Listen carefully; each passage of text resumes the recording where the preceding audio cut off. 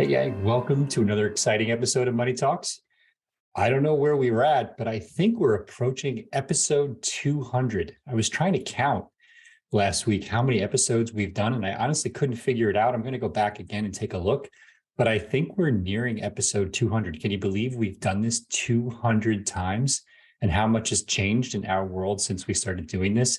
So many of you have come up to me in conferences or in client meetings or on Twitter, DMing me, telling me how much you love listening to Money Talks on your walks or in the car or on YouTube if you can't don't mind looking at this mug while you're trying to get work done. But anyway, thank you so much for the support and the appreciation. I've got a bunch of stuff I want to talk to you about this morning. We're going to talk about some crypto news, some price action. I've got some Abra updates for you on CPRX and some other stuff, some new tokens. We'll get to that. And we've got a macro calendar. Lots going on. Next week is the Fed announcement on interest rates. We'll talk about the implications of that. Okay, so let's get into it. I want to start off with a little bit of news. And first off, we've got the SEC. Can't go a week on Money Talks without talking about the SEC. So the SEC has just announced that they've rejected ARC21 shares, spot Bitcoin ETF. Now, this is the second time that they've done this. They've rejected a score of ETF applications, but they've approved products that track Bitcoin futures, which, as I've told you many times, doesn't really make a lot of sense. But anyway, for the second time, the SEC rejected a joint effort by ARK Investment, led by Kathy Wood, who we're a big fan of on Money Talks, and 21 shares to list a spot Bitcoin exchange traded fund, or ETF. They said that the CBOE BZX exchange on which the ETF would be listed had failed to demonstrate that its proposal is consistent with the requirements surrounding prevention of fraud and other malevolent practices. Now, that is very difficult for me to believe in this day and age, but here we are. And I'll come back to this in a few minutes, but I tweeted about this yesterday that I do think that there's a really good chance that Grayscale wins their lawsuit and forces the SEC to list their ETF, which in my opinion, they're well within their rights to be listing. It's been well run, all of the issues, public issues with their parent company, DCG aside. I'm very bullish on Grayscale's ability to run that ETF, and it would probably drive down fees dramatically to near zero, which is exactly what many institutions who have trouble holding Bitcoin as a non-security would want. Okay, so what else do we have here in the news? Let's see. So that's ETF news. Congress is in the news. I saw some comments here. Congressman Hill wants to make sure the U.S. is the place for blockchain innovation, and he says as the chair of the Financial Services Committee on Digital Assets, he wants to make America the place for fintech and blockchain innovation. Well, that's encouraging. So apparently, there's this newly formed U.S. Congressional Subcommittee on Digital Assets, and they've pledged for progressive crypto regulations to make America the place for innovation in fintech and blockchain. Now, I'm going to Miami on Sunday, which has obviously become a hotbed for crypto, but I'm also next week going to the Middle East. I'll be in Dubai and Abu Dhabi, potentially Bahrain and some other places. And let me tell you, Dubai has really become a hotbed for crypto and fintech activity. Recently, the number of friends that I'm meeting there that have moved to the region or set up shop in the region is astounding. But I applaud Congressman French for the efforts here, and I think it's a big deal. So Congressman French, Congressman Hill, please keep pushing. He was on CNBC Squawk Box a couple of days ago, Congressman French, and he said that he's looking forward to pushing for reasonable crypto and fintech regulation in the United States. Okay. And let's see. So they put together a committee with the remit of identifying best practices and policies that continue to strengthen diversity and inclusion in the digital asset ecosystem. And Hill said that Bitcoin was not quite ready to be a real-time payments industry yet, but added that we want to make sure that America is the place for innovation in fintech and blockchain is part of that future. Very reasonable. It's encouraging. I think the House taking over, or the Republicans taking over the House, to me is probably a good move for two reasons. One, we get gridlock, which means we're not going to get any nonsensical regulations or laws passed. And two, I hate to say it, but the Republican Party is the party that has been way more pro Bitcoin, pro crypto, pro smart contract, DeFi in the past couple of years. And I'm hoping that some of that rubs off when some of the more liberal Democrats realize that they need to get in line, and that crypto is actually the future, whether they like it or not. Okay. All right. So let's see, what else do we have here? More in the news. So yeah, Celsius, there's a lot going on there. I'll talk about that for a second. So we're hearing of bids, Binance, Galaxy, a bunch of companies going after the Celsius assets. We've been approached by many clients to help here. I'll come back to that in a minute. But let me just talk about what's going on with Celsius. There's a blogger, Tiffany Fong. She who's shared documents she claims that she's obtained in the last few weeks, detailing other companies' bids. I don't know where she's getting her information from. I haven't seen them myself, but at least 5 firms have placed bids on Celsius, Binance, Bank to the Future, Galaxy. Anyway, we'll see what happens. However, back to Abra here, we have been approached by many borrowers within the Celsius network. Remember, there's people who deposited funds to earn yield, and there's people who borrowed funds against their crypto holdings. Many of you who borrowed on Celsius have approached Abra about trying to help to recover your collateral. This is something that we've been actively looking into. We want to help. We want to be able to help you pay back your loans and get your collateral back, and or potentially extend into new loans using Abra. This is something that my team is working on, looking into, talking to the courts about, and I have no promises, no guarantees what will happen, but we're one of the few players in the space that can even deal with crypto collateralized loans at this point.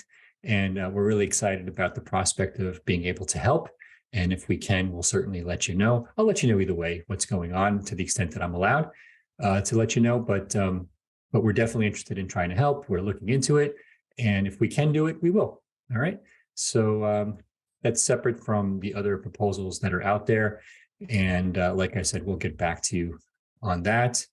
And let's see, what else am I seeing here in the news?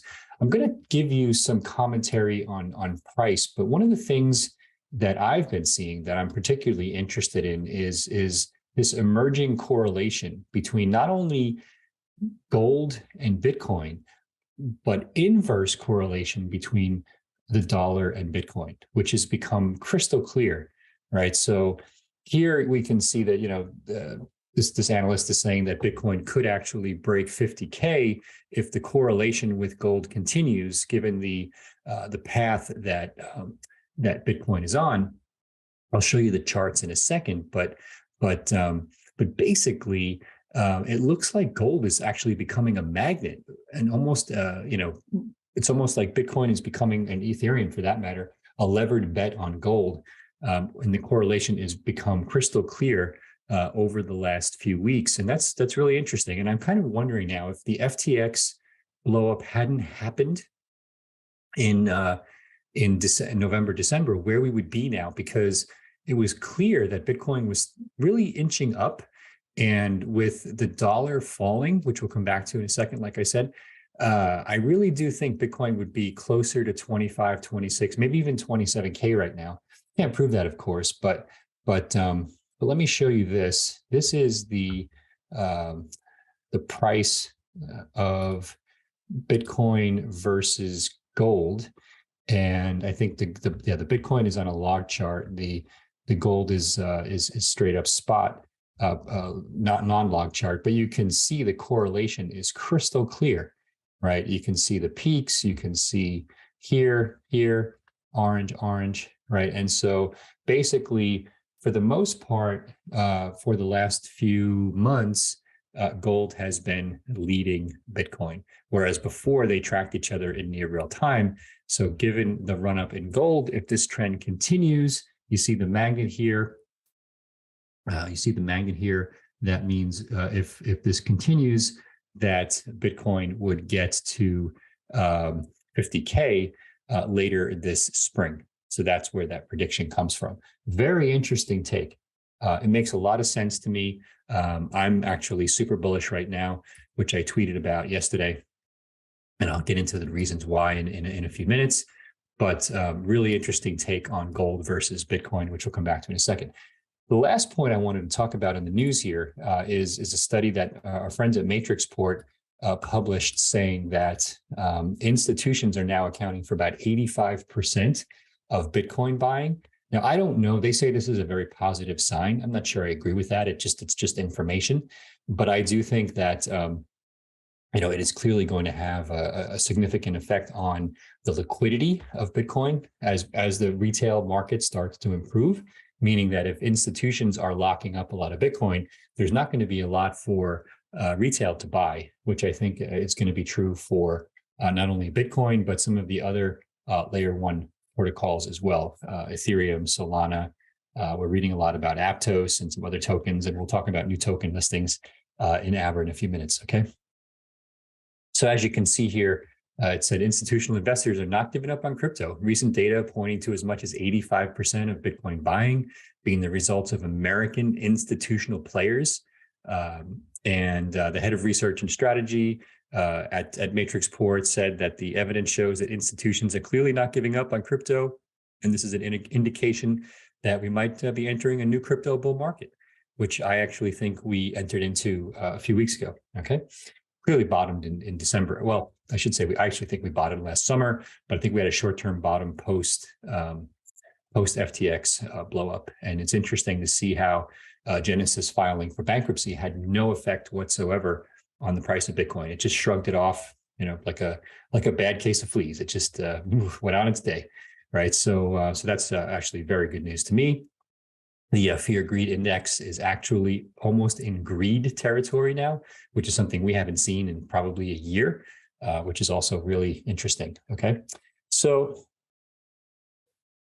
a couple of the points I want to make around price action, and the first is that Raoul Pal had one of his great tweet storms yesterday. Let me bring up this chart here that he showed, which I really like. This is basically his one of his go-to charts on ISM versus NASDAQ, where ISM becomes a leading indicator for NASDAQ, and ISM has basically priced in the NASDAQ is a leading indicator for ISM, and the NASDAQ has priced in an ISM of about 37, which would mean pretty strong recession, and that's where we're headed. Clearly, labor market hasn't caught up, which is giving other folks a bunch of consternation and room for concern, but it's clear that we're headed for a recession, and something would have to be very different in this economic cycle versus other economic cycles for this credit tightening that we were experiencing not to lead to recession.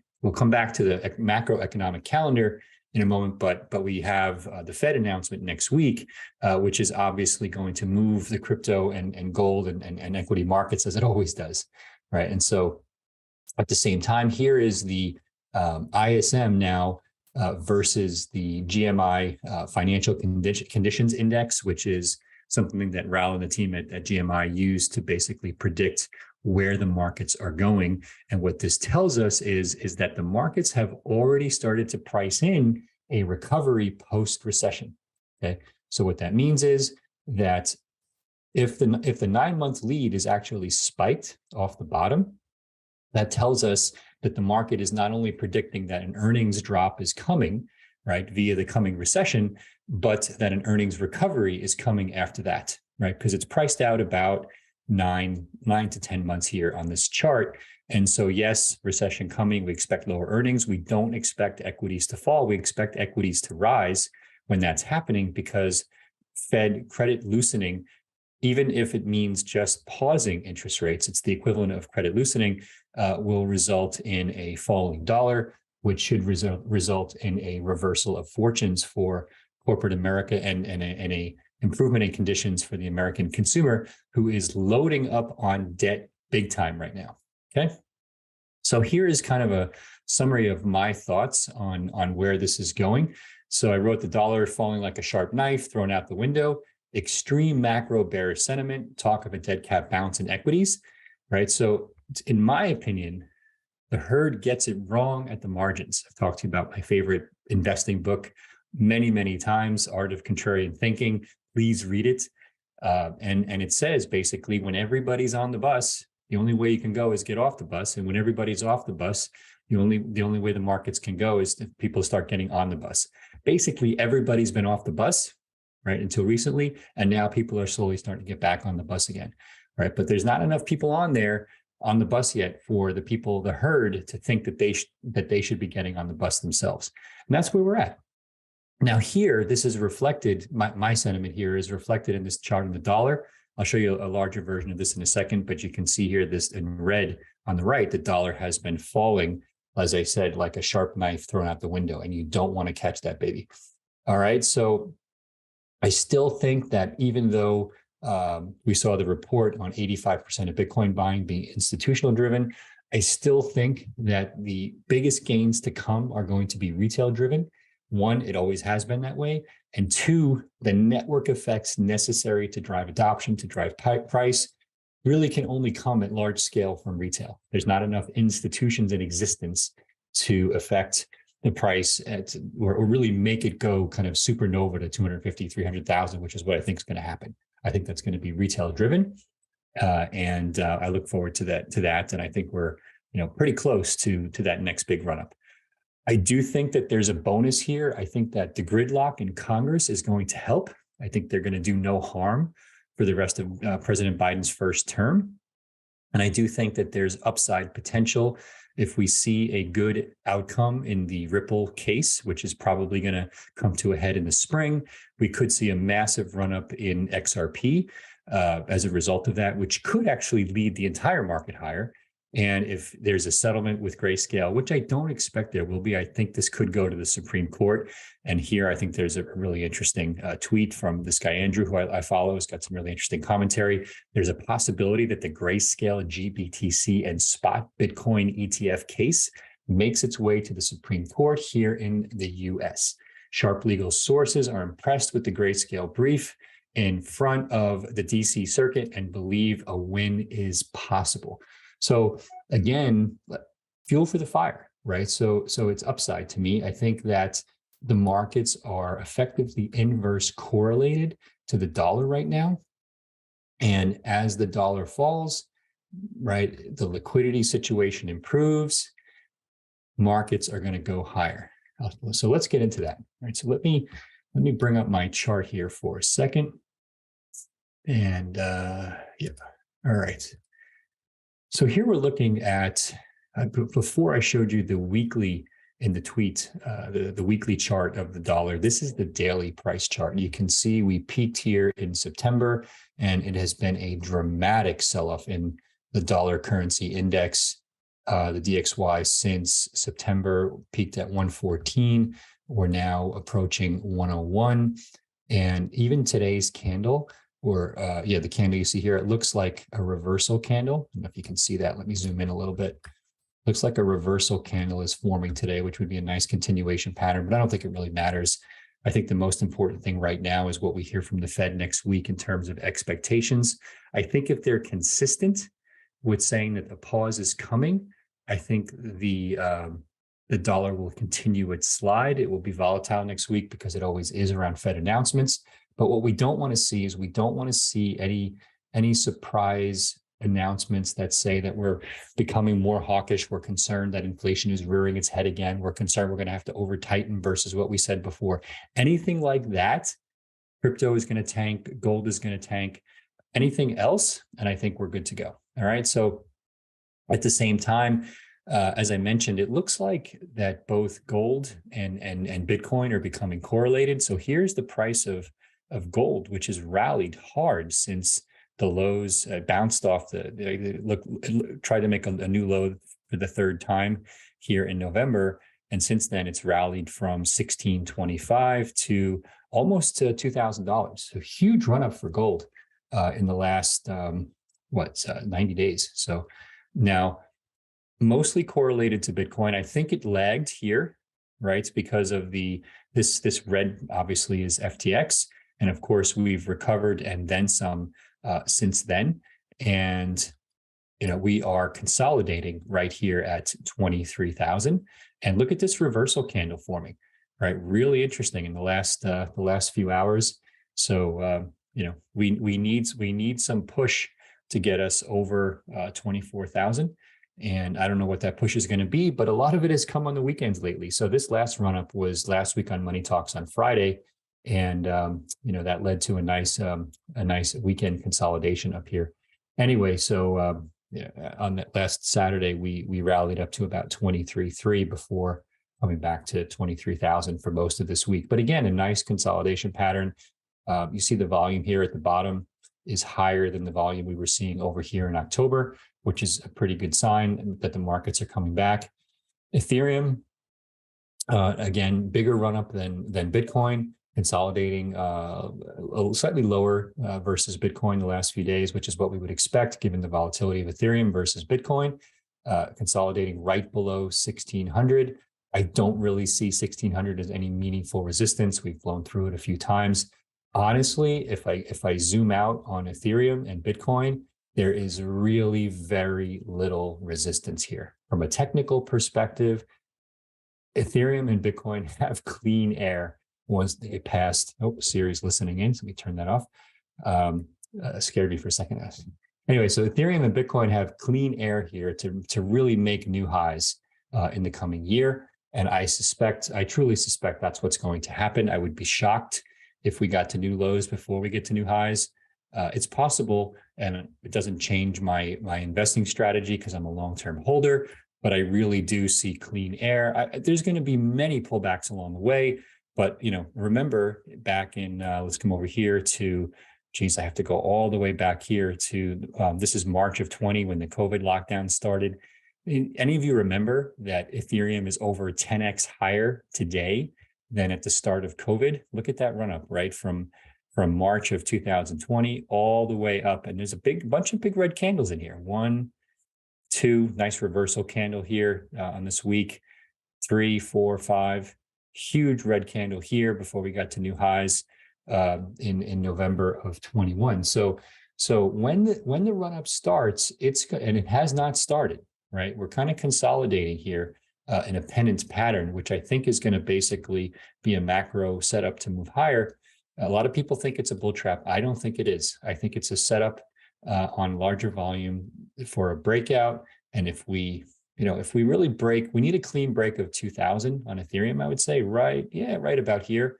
And if we get that break above 2,000, it's clean air. It really is. I don't see a lot of resistance. And again, if we look at gold as basically being like a 3 to 5 month leading indicator on Bitcoin right now, which is what it seems to be. Remember that chart I showed you a few minutes ago? Let me see if I can find it again. Oh, there you go. Yeah, right. So this magnet here, right? This is a picture of a magnet. It's basically this price on gold pulling Bitcoin up to 50,000 in what looks like the end of April, May 1 timeframe, which March, April, May is literally 60 days. 90 days, 90 days from now, right? Which would be amazing. Okay, so really interesting times ahead for crypto markets. I think I personally am bullish and think we're in for some good times ahead, which obviously we could use. I do think that we are going to be in a recession, and a lot of times people are complaining, why are the stock markets going up? We're in a recession. It always feels like the rich are getting richer when everybody's hurting.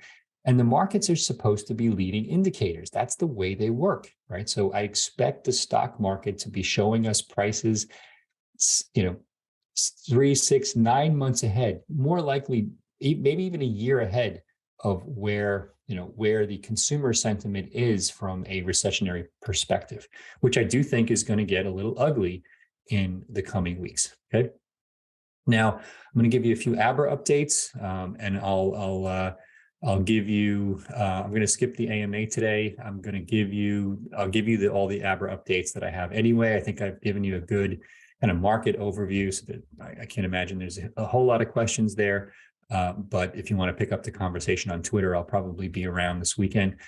So on the Abra front, a few things. We should have CPRX withdrawals live today.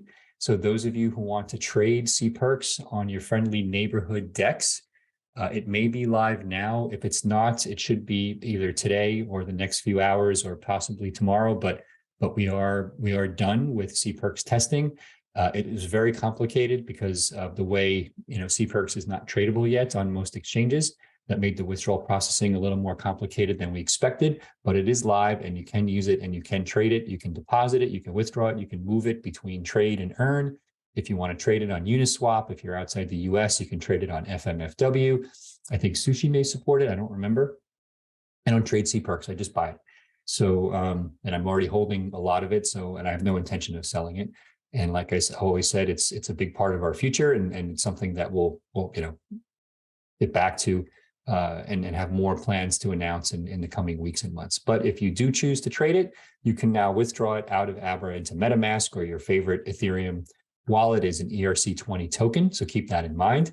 You cannot move it to any other chain but Ethereum.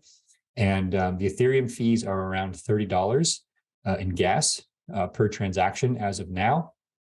So you need to keep that in mind as well, which means that you're going to basically at our price estimate need about $30 of CPRX just to do the withdrawal in addition to the amount you're withdrawing.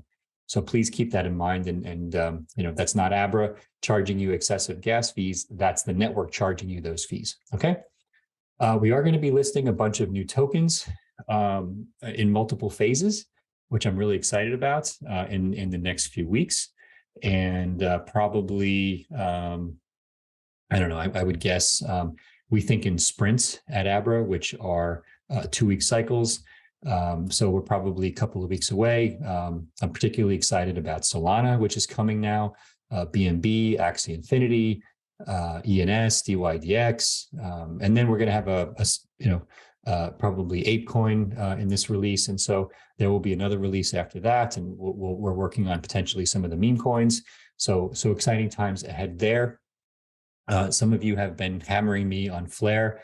I know that officially we've announced that we're not supporting Flare. However, I am working on trying to find a solution to get all of you, there's tens of thousands of you, to get you the Flare tokens from the airdrop or either an XRP or USDC equivalent. And so give me probably a couple of weeks to work on that. And I promise I will get back to you with an update.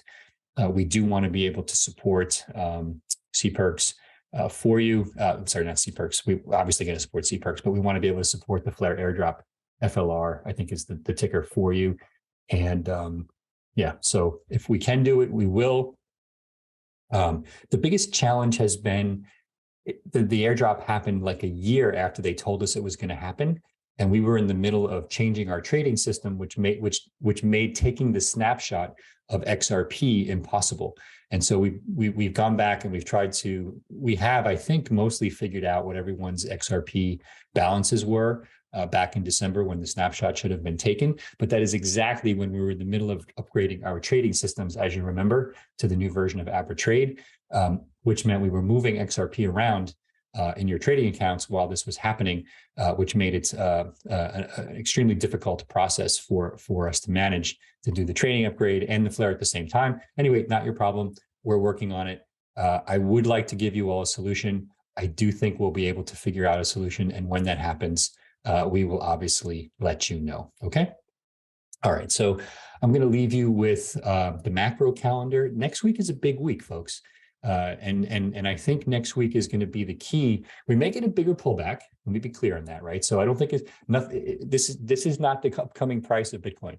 Okay, nothing moves like that. It's going to be like this, and I do think it's going to be higher over the next year. But I do think that there's going to be ups and downs, and I think the Fed is going to drive some of that. So next week we've got a big calendar. I can show you here. Let me find this. Where is it? So we've got the Fed funds rate on next Wednesday. So that's in 5 days. Again, the market is expecting the Fed funds rate to move from 4.25% to 4.5%, and their guidance to go from 5 to 5.25%. If we get that guidance, I think we'll either be flat or continue the march higher. The dollar should continue to fall. If we get upside surprises on ISM, especially on the manufacturing, if the job openings increase dramatically, or the employment reports show that the job market is actually heating up, that could throw some water on the dollar's fall, which would have a negative effect on crypto and gold. And so we'll be looking out for that. So we've got also today on tap. Let me go back up to today. We've got the pending home sales. I do expect pending home sales to surprise to the downside. I would be surprised if pending home sales only fall 1%. And we've got 5-year inflation expectations. I don't expect any changes here. And if anything, I expect the 1-year inflation expectations to come in a little bit under 4%. So it wouldn't be a big surprise it would be a big surprise if it came in over 4%, but not a huge surprise if it came in a little bit under 4%. Okay. So those are my thoughts on the calendar for next week. So Wednesday is the big day. I expect Wednesday to lead to a bunch of volatility on Thursday and Friday. We've got jobless claims, factory orders, capital good orders, non-farm payrolls, unemployment rates, U.S. services PMI. That's the big one on Friday, right? That will really tell us if the prediction that the NASDAQ has been making in terms of moving us toward recession is true or not. Okay. So in the meantime, lots to look for. If you're like me, you're just buying and holding anyway. I continue to dollar cost average in using Abra. I just keep pressing the buy button a little bit at a time, my Bitcoin, my Ethereum. I keep chugging along, and the markets will eventually catch up. So that's my strategy. And it's fun to look at the charts. It's nice to understand where it's all going. It's good to have conviction for why it's going to do what it's going to do. But ultimately, my strategy remains the same. And my reasons have remained the same all along. I think the dollar is being inflated into worthlessness, and we need deflationary assets like Bitcoin to build a new monetary system, like Ethereum to build a new banking system, and like competitors to Bitcoin, Solana, Aptos, other projects to get us there and provide competition to Ethereum. That's been my crypto investing thesis for years. I've been consistent with you here on Money Talks. I don't give investing advice. I just tell you what I would do, my reading of the tea leaves. Speaking of my reading of the tea leaves, I'm not a big sports guy. I was just talking to a friend yesterday. I guess the 49ers, the local team here in the San Francisco Bay Area where I live, are in the NFL championships. I guess the team has been really bad for years. Again, I don't really watch football, but I do watch the Super Bowl some years, not every year. And I'll probably watch this year, especially if the 49ers are in it. It'll be kind of fun. And I should be back. I'm going to be going to the Middle East next week, and I'll probably be in the Middle East when Super Bowl happens, but maybe I'll get to watch it, even though it'll be probably like in the middle of the night or something. I don't know. But yeah, the 49ers are playing the Eagles this weekend. So I don't know if we've got any Eagles fans out there. We didn't do a country check today, but we've got the Bengals versus the Chiefs in the other game. And so obviously I've got to root for the local team, the 49ers. I do watch basketball. I'm a big Warriors fan. I love watching the Warriors. We're super lucky here. If you'd ever watch the Warriors, it's absolutely insane. It's like watching the Harlem Globetrotters like 4 nights a week. It's amazing that we get to watch the Warriors. And so I do watch that a lot. Not every night, but I, probably once a week I'll watch a Warriors game. And it's super, super fun. And it's way more action than football to me. There's just so much standing around in football. It makes me insane, not to mention all the concussions that are caused by football. So I'm not football's biggest fan. Now, by the way, we have a lot of NFL players who watch Money Talk. I know this because some of you, I've spoken to some of you. And so, I love you all, but I'm rooting for the 49ers, but I'm a basketball guy at heart. So sorry for that. And I actually used to play tennis in college, and nice to see Tommy Paul make the semis at the Australian Open. Since I don't know why I'm talking about sports all of a sudden, but I think the match is over. I haven't actually looked at the score yet, so don't tell me. I'm going to try to watch the replay without finding out the score. But Tommy Djokovic has been an absolute tear at the Australian Open, and he's playing Tommy Paul. So I'm not looking at the live stream, the live chat. Don't tell me. I don't want to know. Anyway, so I won't bore you with my thoughts on Formula One either. My two big sports these days are the NBA and Formula One. So I don't have a lot of free time. I like to watch recordings of Formula One so I can fast forward because I can't sit there for 4 hours unless I'm live at the racetrack myself. Anyway, I have no idea why I just spent 10 minutes talking to you about sports, but there you go. Maybe we should start a sports show. I don't know. Anyway, take a deep breath. All right, so that's it. I got nothing else for you. So have a great weekend. I will probably do a show from Dubai next week. I'm going to meet with clients. I'm going to the Satoshi Roundtable. I'm going to meet with some of our investors and really get to know the region a little bit better, and hopefully bring you a couple of episodes of Money Talks while I'm on the road. I'll probably have to record them in advance. Who says that? Record them in advance. You have to record them in advance. You can't record after the fact. I'm going to record them and then you watch them. Yeah. So if there's anything you want to hear about while I'm out there, ping me on Twitter, Bill Barheit. And in the meantime, we will see you next week on Money Talks. All right. Thanks, everyone. Have a great weekend, and we'll see you soon. Stay safe.